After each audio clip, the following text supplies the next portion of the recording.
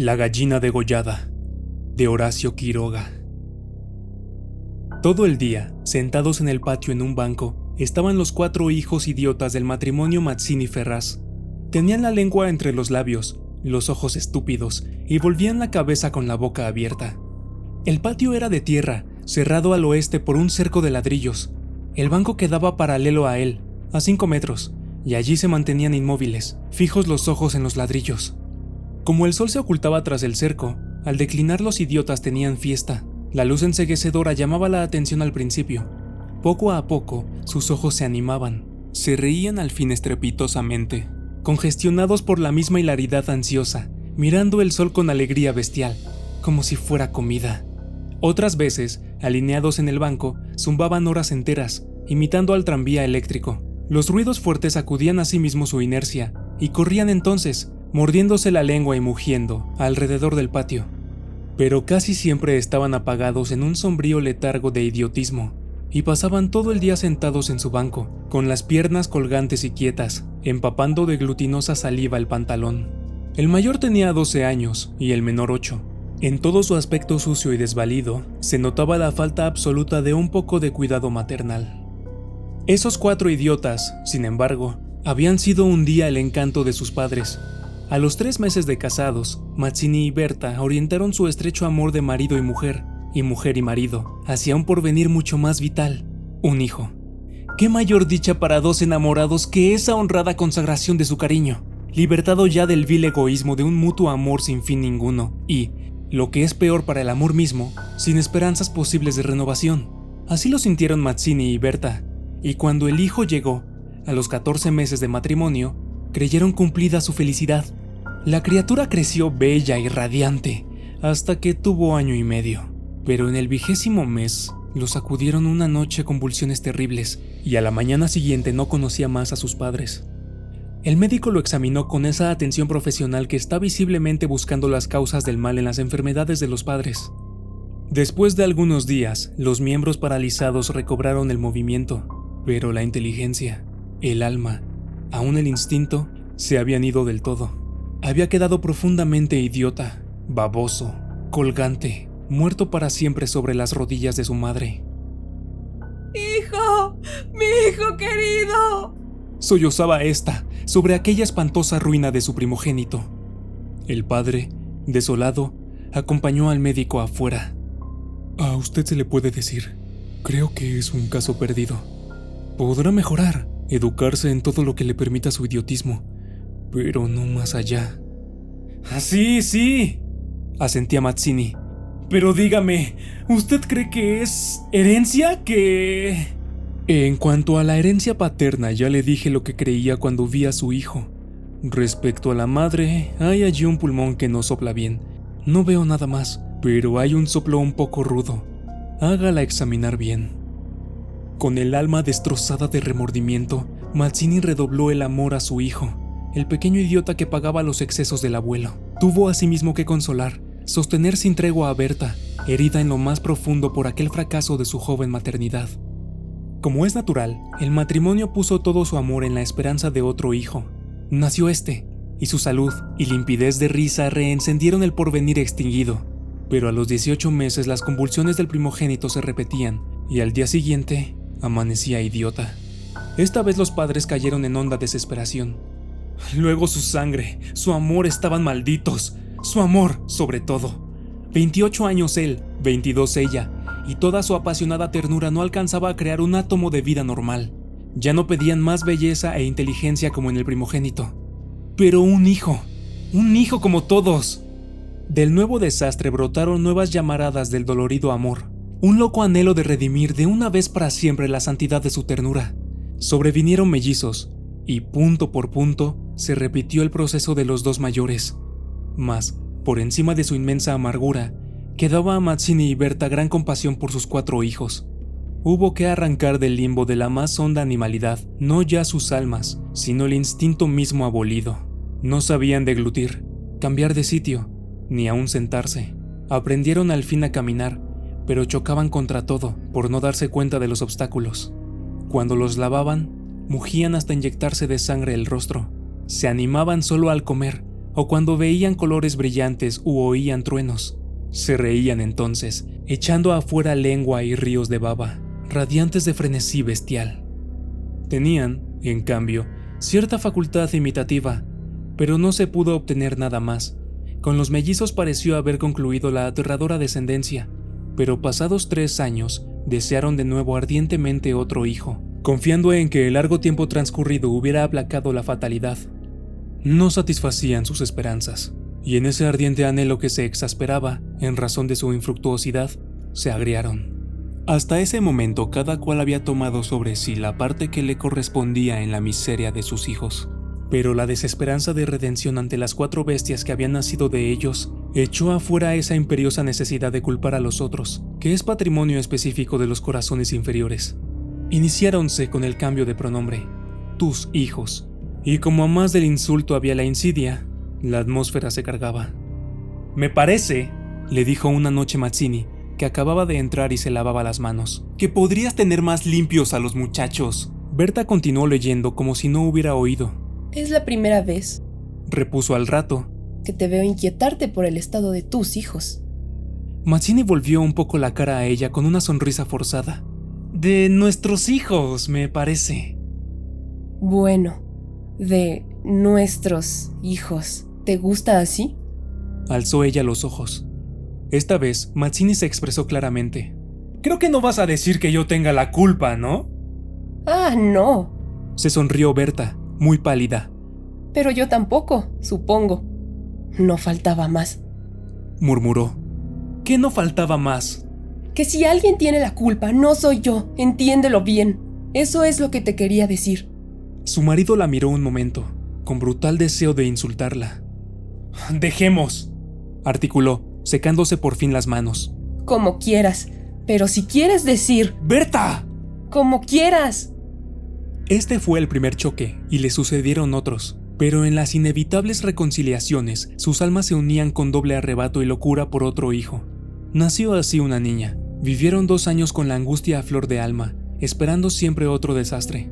Nada acaeció, sin embargo, y los padres pusieron en ella toda su complacencia, que la pequeña llevaba a los más extremos límites del mimo y la mala crianza. Si aún en los últimos tiempos Berta cuidaba siempre de sus hijos, al nacer Berta se olvidó casi del todo de los otros. Su solo recuerdo la horrorizaba, como algo atroz que la hubiera obligado a cometer. A Mazzini, bien que en menor grado, le pasaba lo mismo. No por eso la paz había llegado a sus almas. La menor indisposición de su hija echaba ahora afuera, con el terror de perderla, los rencores de su descendencia podrida. Habían acumulado y el sobrado tiempo para que el vaso no quedara distendido, y al menor contacto el veneno se vertía afuera. Desde el primer disgusto emponzoñado se habían perdido el respeto, y si hay algo a que el hombre se siente arrastrado con cruel fruición, es, cuando ya se comenzó, a humillar del todo a una persona. Antes se contenían por la mutua falta de éxito. Ahora que éste había llegado, cada cual, atribuyéndolo a sí mismo, sentía mayor la infamia de los 4 engendros que el otro le había forzado a crear. Con estos sentimientos, no hubo ya para los 4 hijos mayores afecto posible. La sirvienta los vestía, les daba de comer, los acostaba con visible brutalidad. No los lavaba casi nunca, pasaban todo el día sentados frente al cerco, abandonados de toda remota caricia. De este modo, Bertita cumplió 4 años, y esa noche, resultado de las golosinas que era a los padres absolutamente imposible negarle, la criatura tuvo algún escalofrío y fiebre, y el temor a verla morir, o quedar idiota, tornó a reabrir la eterna llaga. Hacía 3 horas que no hablaban, y el motivo fue, como casi siempre, los fuertes pasos de Mazzini.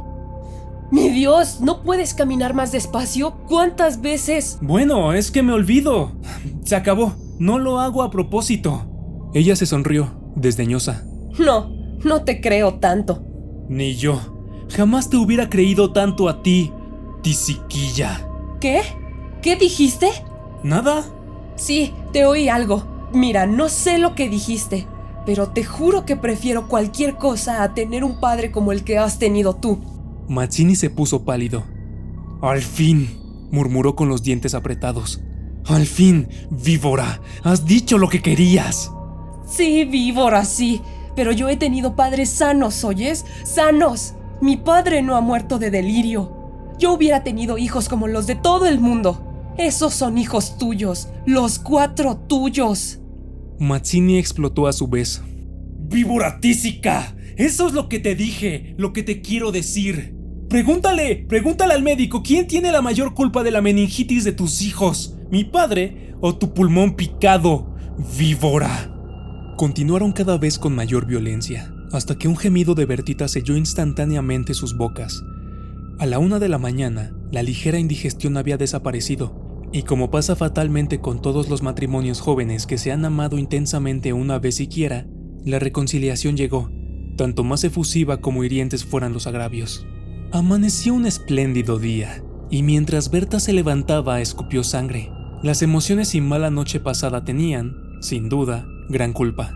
Mazzini la retuvo abrazada largo rato, y ella lloró desesperadamente, pero sin que ninguno se atreviera a decir una palabra. A las 10 decidieron salir, después de almorzar. Como apenas tenían tiempo, ordenaron a la sirvienta que matara una gallina.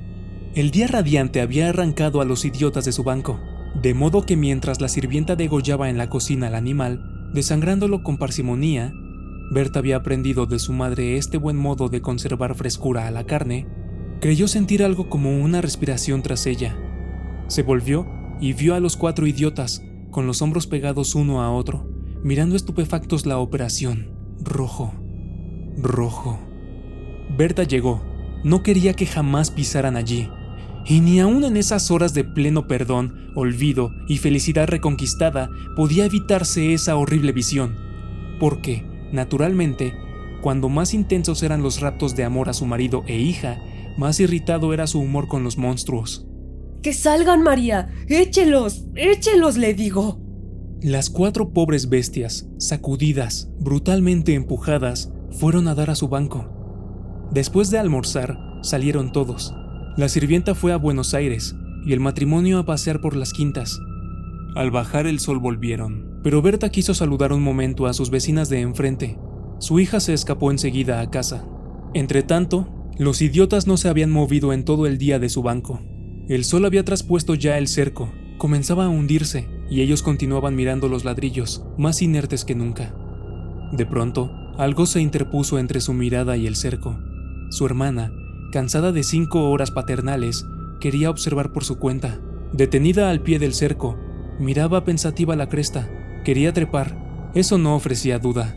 Al fin se decidió por una silla desfondada, pero faltaba aún. Recurrió entonces a un cajón de querosene, y su instinto topográfico le hizo colocar vertical el mueble, con lo cual triunfó. Los 4 idiotas, la mirada indiferente, vieron cómo su hermana lograba pacientemente dominar el equilibrio, y cómo en puntas de pie apoyaba la garganta sobre la cresta del cerco, entre sus manos tirantes. La vieron mirar a todos lados, y buscar apoyo con el pie para alzarse más, pero la mirada de los idiotas se había animado. Una misma luz insistente estaba fija en sus pupilas. No apartaban los ojos de su hermana, mientras creciente sensación de gula bestial iba cambiando cada línea de sus rostros. Lentamente, avanzaron hacia el cerco. La pequeña, que habiendo logrado calzar el pie, iba ya a montar a horcajadas y caerse del otro lado, seguramente, se sintió cogida de la pierna. Debajo de ella, los 8 ojos clavados en los suyos le dieron miedo. ¡Suéltame! ¡Déjame! Gritó, sacudiendo la pierna, pero fue atraída. ¡Mamá! ¡Ay, mamá! ¡Mamá! ¡Papá! Lloró imperiosamente. Trató aún de sujetarse del borde, pero se sintió arrancada y cayó. ¡Mamá! ¡Ay! ¡Mamá! No pudo gritar más. Uno de ellos le apretó el cuello, apartando los bucles como si fueran plumas, y los otros la arrastraron de una sola pierna hasta la cocina, donde esa mañana se había desangrado a la gallina, bien sujeta, arrancándole la vida segundo por segundo. Mazzini, en la casa de enfrente, creyó oír la voz de su hija. «Me parece que te llama», le dijo a Berta. Prestaron oídos, inquietos, pero no oyeron más. Con todo, un momento después se despidieron, y mientras Berta iba a dejar su sombrero, Mazzini avanzó en el patio. «¡Bertita!». Nadie respondió. «¡Bertita!». Alzó más la voz, ya alterada, y el silencio fue tan fúnebre para su corazón siempre aterrado, que la espalda se le heló de horrible presentimiento. ¡Mi hija! ¡Mi hija! Corrió ya desesperado hacia el fondo, pero al pasar frente a la cocina vio en el piso un mar de sangre. Empujó violentamente la puerta entornada y lanzó un grito de horror.